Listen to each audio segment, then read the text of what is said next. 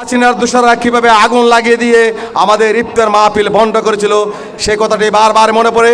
আমি আজকের এখান থেকে তাদেরকে এই হামলার জন্য ধিক্কার জানাই।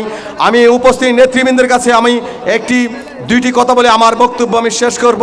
আমার সময়টুকু আজকের জাতীয় নেতৃবৃন্দের কাছে আমি অর্পণ করে, আপনারা এখানে ইফতার মাহফিল করতেছেন সেটা আপনাদেরকে সাধুবাদ জানাই।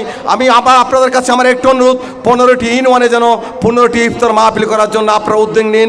আপনারা 15টি ইফতার মাহফিলের উদ্যোগ নিন এবং 15টি ইউনিয়নে বাংলাদেশ জাতীয়বাদী দল, ছাত্র দল, যুব দল, স্বেচ্ছাসেবক দল তাদেরকে সমন্বয় করার চেষ্টা করুন। যে যাই বলুন না কেন, এখানে আমি ইসমাইল শিকদার ব্যক্তি বক্তব্য দিলে বড় হয়ে গেছি, এখানে মঞ্চে আমার নাম ডাকলে বড় হয়েছিল, সেটা বড় কথা নয়। কালকে যদি আমাদেরকে ভোট করতে হয় সেটা আপনাদেরকে মনে রাখতে হবে। আমরা দেখেছিলাম 2001 সালে ওসমাউদ্দিন কাদের চৌধুরীর আঙ্গুনিয়ায় সংসদ বিষয়ক উপদেষ্টা নির্বাচিত হওয়ার পরে এখানে জায়গার অভাব ছিল না। ঠিক তেমনি 2008 সালে যখন দুঃসময়ে নির্বাচন অনুষ্ঠিত হয়েছিল তখন আমরা দেখেছিলাম বাঘা বাঘা কোনো নেতা পাশে ছিল না, সাধারণ কর্মীরাই ছিল। তাই আমি সিনিয়র নেতৃবৃন্দের কাছে আমি আপনাদেরকে অনুরোধ রাখবো, 5 তারিখের আগে যারা আপনাদের পাশে ছিল, দুঃসময়ে রাজপথে ছিল, মামলা হামলার আসামি ছিল, তাদেরকে মূল্যায়ন করুন, তাদেরকে পাশে রাখুন। আজকে হাইব্রিড টাকার কাছে দুঃসময়ের নেতাদেরকে আপনি হারিয়ে ফেলবেন না, কিন্তু ভুল করবেন।